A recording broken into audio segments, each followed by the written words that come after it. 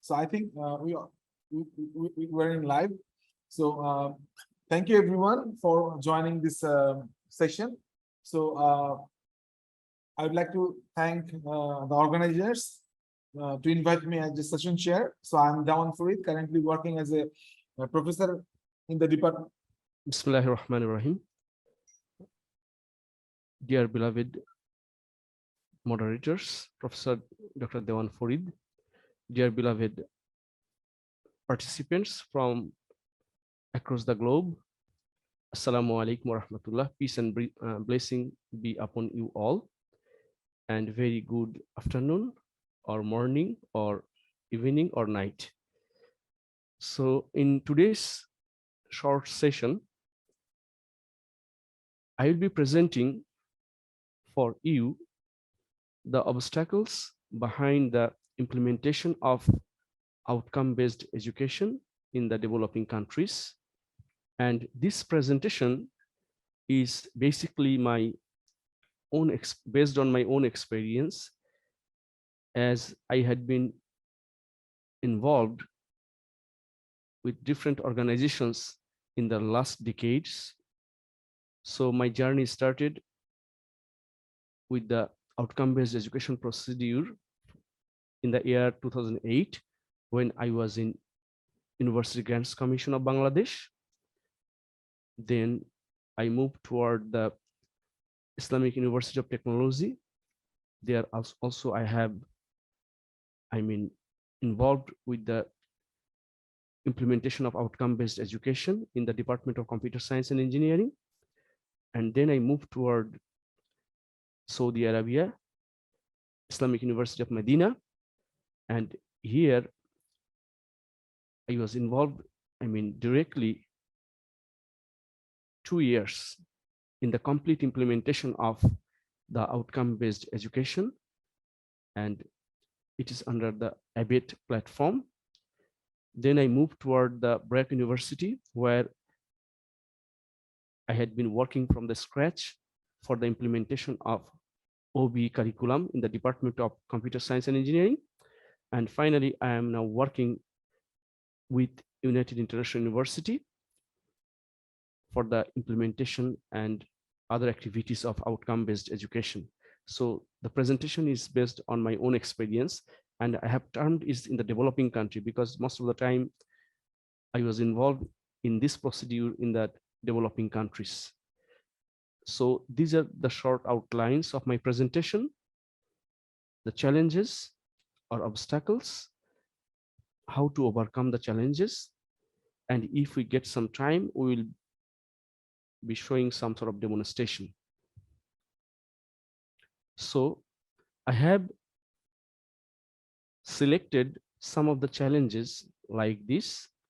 First of all, getting familiar with the outcome-based education system, then getting the accreditation, then following the outcome-based education curriculum in the program, then creating a culture of quality in the university, then the preparation and moderation of questions based on the outcome-based education, and the OB assessment and documentation, and the continuous quality improvement, and finally, the unwillingness of faculty members in the implementation of outcome-based education. So let's start our journey. I'm starting with a formal definition from Professor Dr. William Spady, the father of outcome-based education system. He has defined the concept of outcome-based education many years before. So in his word, outcome-based education means starting with a clear picture of what is important for students to be able to do, then organizing the curriculum, instruction, and assessment, to make sure that this learning ultimately happens.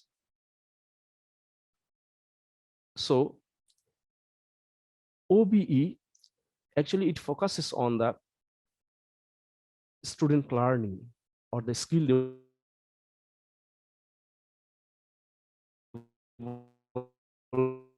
development for the students. So here you see we use different learning outcomes. We also follow some learning activities that might be helpful for the student to achieve those learning outcome that we have set. And also we'll have to assess the student that how they have achieved those outcomes by different assessment procedure, maybe in terms of examination, quizzes, assignment, or by other ways of implementation. So in practicing OBE, we normally come across different sort of terminologies. For example, the course outcome, the program outcome. These are the very two common. And another one we normally call the PI, the performance indicator. But here I am only emphasizing on course outcome and program outcome, because the performance indicator, it is not a common practice in the developing countries to divide the, course outcome in further ways. So, the course outcome, it is basically measured or assessed after the completion of a particular subject by the students. So we set different course outcomes and we assess the students after immediately completion of a coursework. But you see, the program outcome, it is assessed at the time of graduation. That means minimum after 4 years. So by program outcome, we mean what students are expected to know and also able to do at the time of graduation. So in different ways, we can formulate our own program outcomes. Sometimes we adapt the program outcomes from different other organizations or the accreditation agencies in the countries, or from ABIT or from other agencies. And finally, we map between the course outcome and the program outcome. Now, to involve or to gain the knowledge of this new educational system, it is not easy for the faculty members or the academics. So this is the first challenge the university faces or a country faces to become, literate in the field of outcome-based educations. Next one is the getting the accreditation. There are different types of accreditation, and you see the process of external quality review used in higher education to scrutinize college, universities, and higher education program for quality assurance and quality improvement. So this is basically the process of external quality review. The external body, they visit and perform the review process, and finally they provide the accreditation, or they may decline it.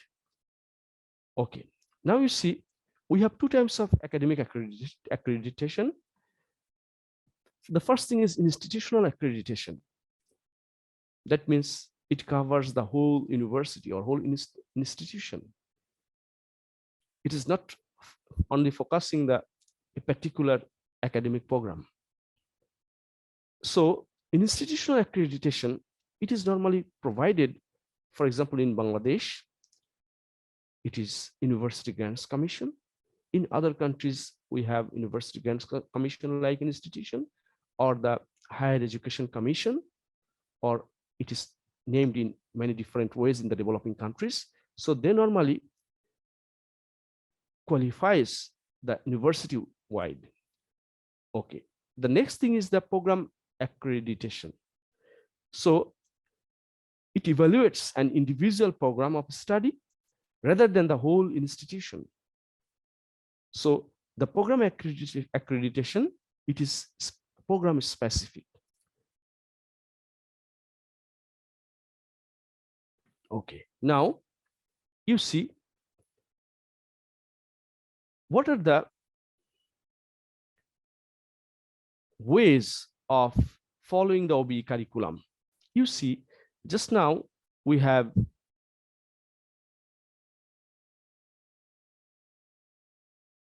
just, you see, explained the course outcome, the program outcomes, right? At the same time, you see, we have the program educational objectives.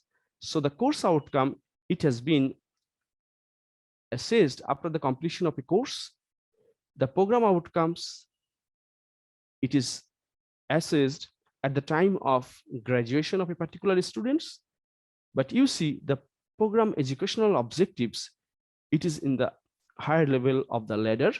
So it is normally assessed or measured after 3 or 4 years of graduation. That means the early career goals. So how the particular, graduate from a accredited program, they are doing in the field or in their job sector. What about their feedback from the job provider, from the other stakeholders? And the PEO, program educational objectives, it is finally hitting towards the vision and mission of the institution. Okay, you see, the vision and mission of the institution means the university-wide. Sometimes it might be first for the faculty-wise, or department-wise, and finally it is the university-wide. Okay, now you see the goal of everything is to ensure the culture of quality. But how to ensure the culture of quality? This is another challenge, because we have a lot of activities. If we want to develop the culture of quality, you see, in this figure, we have 3 different cycles. You see, in the first inner cycle, this is the cycle number 1. So here we are assessing CO, course outcome. In the outer circle, you see, the second one, we are assessing the PO, program outcome. And you see the third cycle, the bigger one, we are assessing the program educational objective. Okay, so you see everywhere we are doing the same thing, the CQI, the continuous quality improvement actions. We perform the data analysis. So based on the data, how much we have achieved, for example, for the CEO achievement, how much we have achieved, then we need to perform some sort of quality assurance technique. In the same way, you see the PO, okay, here the PO normally every semester or year. So same thing, you see data analysis, then do some actions, and you see PO setting or the resetting or the alignment resetting, and finally you are assessing.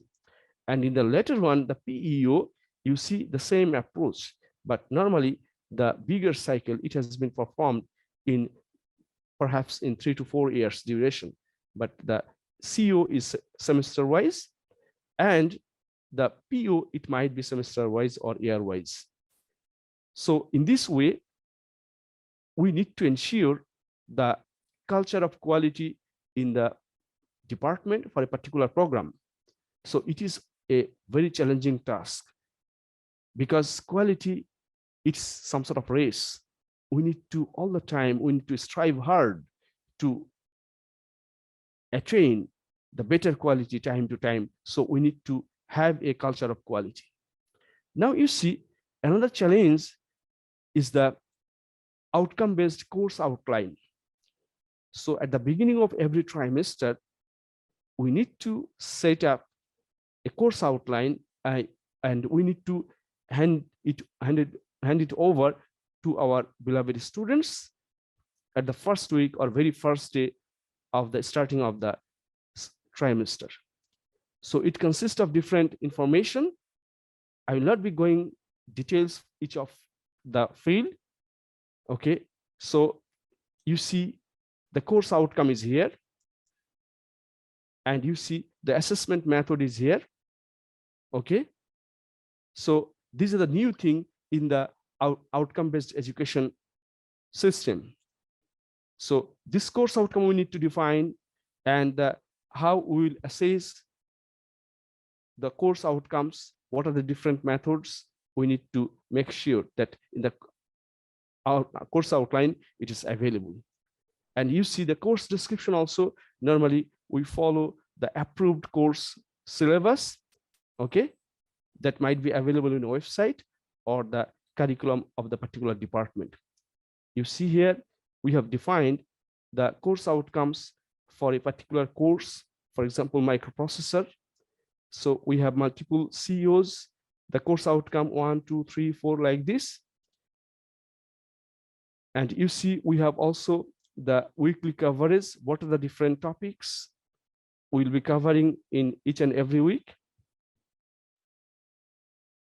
In this way, the full, trimester's information should be available. Now you see we will have to define also the assessment method, and we might have different types of assessment. For example, some faculty may,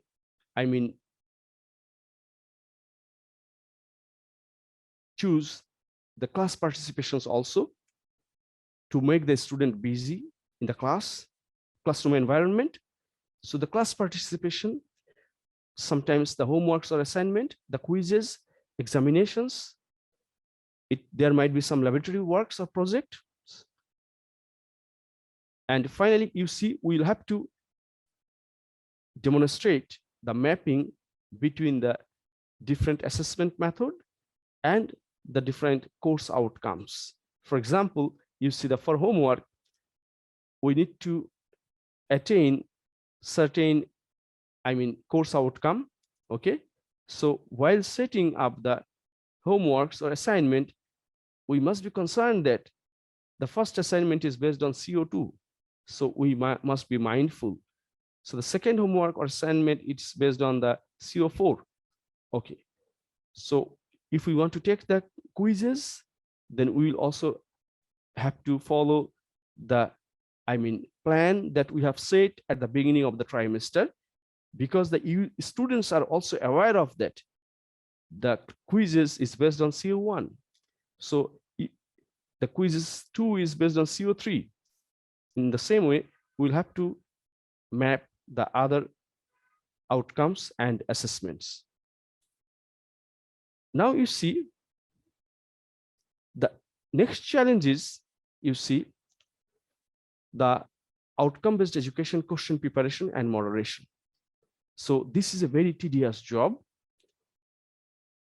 You see, the question preparation before the introduction of outcome-based education, you see, the faculties, they were free to set any questions based on their wisdom or experience. Now, to set up the question, we need to follow different guidelines. First of all, the Benjamin Bloom's taxonomy. If we want to set a questions, then what about the level of complexity? We need to follow a particular action verbs based on the Benjamin Bloom's taxonomy. You see, we need to address the complex engineering problem. We need to address the complex engineering activities. So this complex engineering problem and complex engineering activities, they have a lot of, the parameters, a lot of guidelines. So a particular faculty members need to follow those parameters and for example, the depth of knowledge required. Okay, the modern tools uses. There are many other techniques. What about the applications of natural sciences? So many criteria are there to set up a particular problem. But before the, application or the introduction of outcome-based education, we need not follow this sort of, guidelines. Okay. Next, you see the faculty members also need to follow the mapping of CO and POs. At the time of setting the questions, whether we are following that mapping, because from a particular course outcome, you see which PO program outcome it will be hitting or it will be mapping. We must be aware of that. And you see, we need to also follow the assessment strategy. So these are basically the guidelines for setting the questions by the faculty members. And we have a strong moderation team. They will be also looking after that each and every affairs it has been applied to the setting up of the individual question papers or individual questions. So this is a compact procedure, the preparator and the moderation technique. Fine. So this is again a challenging task for which the people are normally willing to adapt this procedure. Why we should go for this sort of tedious job? Okay. Or why we should go for the accountability issues. So these are one of the challenges also. And you see all of these challenges that we have discussed. Okay, if we do not face these challenges, that means we are sacrificing the quality improvement. Okay, so every steps in designing the curriculum, in setting up the questions, in the moderation process, everywhere in the culture of quality, everywhere we need to follow a certain set of guidelines. So this is basically the continuous quality improvement. So in the cycle, we have already demonstrated that this sort of cycle should be followed for the continuous quality improvement, sometimes semester wise, sometimes year wise, sometimes 3 to 4 year basis. So now I will be discussing on some of the bitter truth based on our practical experience in many different universities. When we normally conduct the awareness program for the outcome-based education, you see, we face many issues, many questions from the faculty members. Sometimes it is logical. Sometimes we can defend by some answers. You see, here, less time for doing research. The university faculty members, they are basically, they are the researcher. So they often claim that if we follow this sort of documentation, this sort of all the procedure, what is the time to do our research? That is one of the main job. You see, the more time for the documentation, sometimes we need to, collect all the documentations. Sometimes we need to, scan the exam papers and many other things. So this is a tedious job. So this, from where will we be getting the time? From where the faculty will be getting the time? So it is, they're taking some time from the research, from the other activities. Another thing, normally the faculty members raise that the trimester system. You see, in every year, if we have 3 different, academic session, so sometimes it becomes very difficult to follow the quality assurance approach. Okay, because you see, the quality is the function of time. That's why in some of the developing countries, including Bangladesh, the government is striving hard to introduce the semester system from the trimester system. Why? because at least the faculty members, they often ask in the open forum the questions that if this education system is trimester based, then when we'll do this sort of thing. So the government agencies, they're thinking that how to make the education system semester basis. Okay. The next thing is that the faculties, they are facing the lack of automation in OB implementation. You see, for the documentation, for the assessment, for the COPO mapping, if we do every task by hand or manually, it is really a mammoth task. Okay, so in most of the universities in the developing countries, we are not following the automation system. In our country, Bangladesh, except a few, most of the universities, they're trying for the OB, but actually for the lack of automation. Automation means the software-based system. The faculties are, facing some sort of problem. Okay, then you see, sometimes faculty says that lack of freedom. As I mentioned that when the university faculty members, they are loving the freedom, but when there are some sort of rules and regulations are imposed over them, they feel the lack of freedom. So this is one, another reason for the faculty members' unwillingness. And finally, the poor student quality. In many universities in the developing countries, we are not getting the quality students. So if the quality of the students are poor, then how the faculties can ensure, apply the concept of qualities, the concept of the, standard questions and the standard assessment procedure. So these are the few reasons or that are raised by the faculty members of the universities. So this is also a major challenge for the universities for behind the implementation of the outcome-based education. Okay, so that's all for my today's presentation. Okay, if there is any question, then we are free to discuss. Okay, thank you, Professor Motorul Islam. Wonderful talk, and You're it's most a welcome. very informative session. So you start with explaining what is outcome-based education, and then finally you actually come up with some of the obstacles, like the difficulties that we normally face to implement OB in the developing countries. Thank you. So let's ask few questions from my side. Then, okay, is there any questions? So if you have any questions, please write on the chat. So you can use chat to write your questions, or even if you have any questions, you can also raise your hand. So it's fine.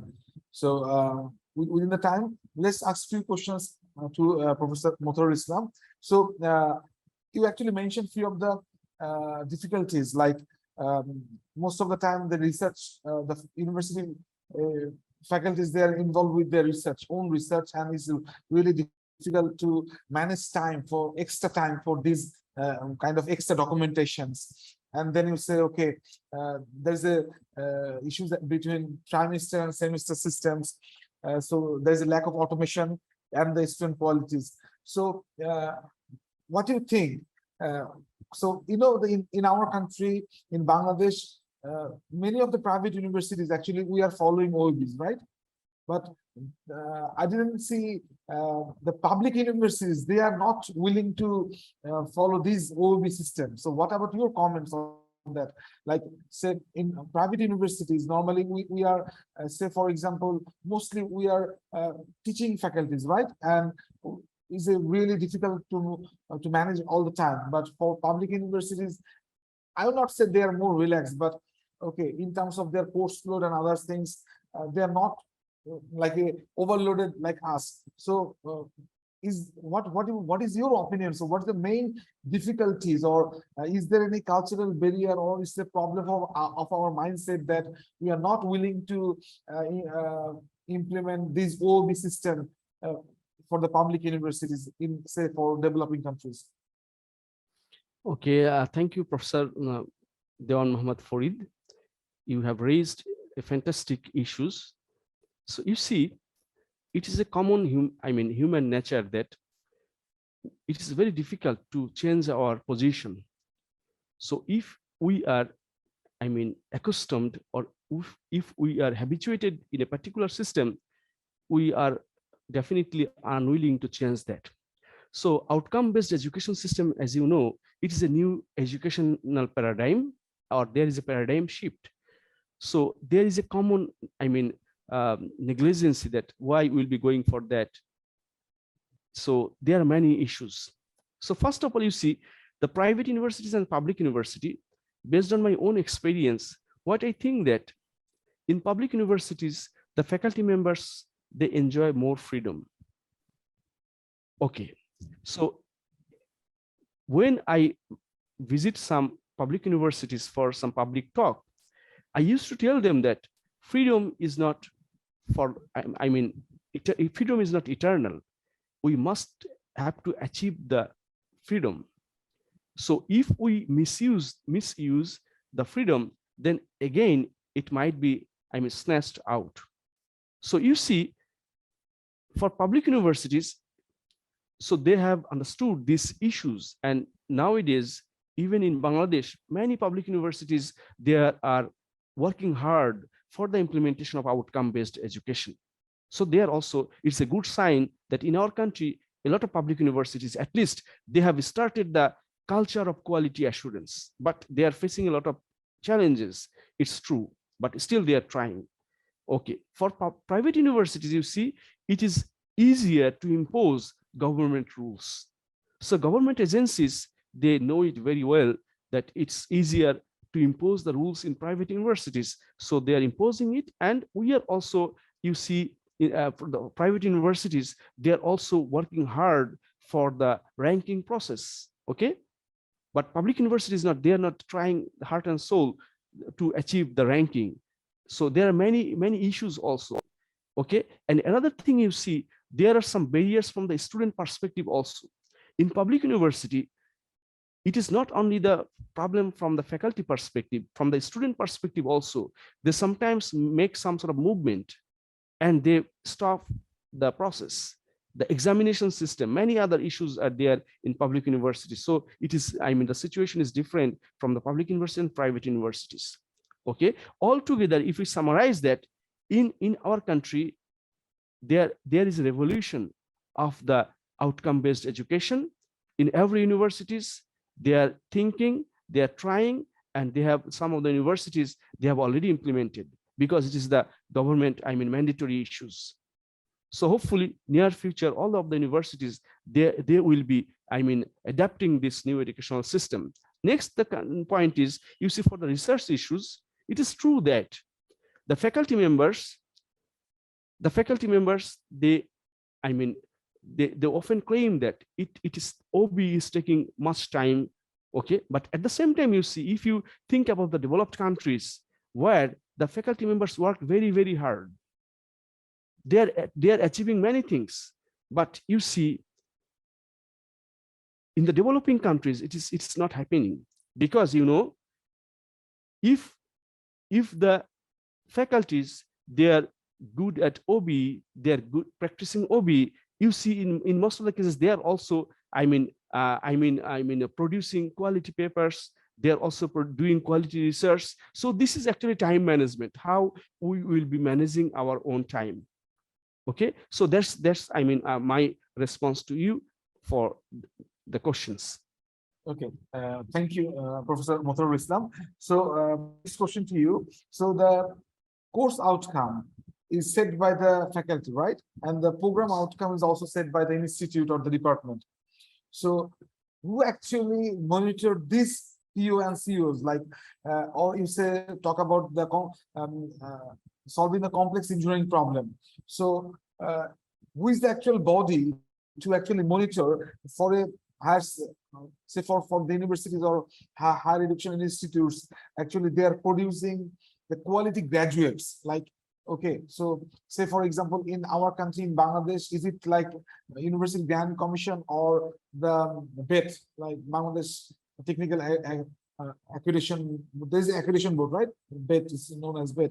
So do you have any comments on that? Like, say, finally, who actually decide that the quality of the graduates, or so what actually the main objective is to actually to have the very quality graduate, right? So these outcome-based education. So what about your comment? Like, say, for developing countries, who actually the um, which authority actually take care of this, or like monitor this, like for university actually producing the quality graduate?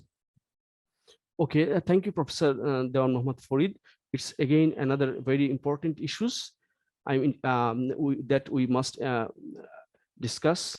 You see, there is no any single body for overseeing all of these activities. For example, you see in Bangladesh, University Grants Commission or the Bangladesh Accreditation Council, they are the government agencies, right? They are imposing some rules and regulations from the top level, right? It is circulating to all the universities. Then universities, you see, they are assigning the task. You know, government. This is a government initiative that all of the universities, a mandatory issues that there will be a, I mean, you see the IQAC, right? Institutional Quality Assurance Cell. It was not available before, right? It is just after the, the government initiative. So every universities, there are quality assurance cell. We call it IQAC or some other names. So IQAC is solely responsible for the quality assurance over the university. And sometimes on the department level, we have also the, committee or the body to look after the individual program. For example, for computer science, there might be a body. For electrical engineering, there might be a body. For business and other faculties. So this is a hierarchical approach. Okay, and you see what about the BIET? They are accrediting some program, right? But it is not the eternal process. Maybe for 3 years, maybe for 4 years, right? So it is a repeated process. So they first visit us. They look after our documentation. Okay, so so this is a process. So after sometimes they will be visiting again. What about the follow-up, right? So it is a continuous process based on which we normally fulfill the goal. So from the government agencies to the university body, there is a relationship in every steps, I think. Okay, so now I have one question from the participants. So the question is really interesting. So you actually raised several issues, but what is the major challenge?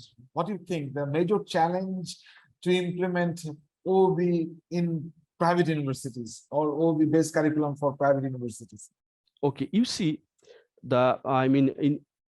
you mean only for the private university, right?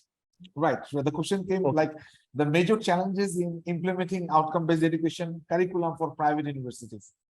Okay. Here you see, I should say the timing issues. It is really, honestly speaking, it is really very difficult to run 3 different trimesters. Okay, so the faculty members are always in a rush.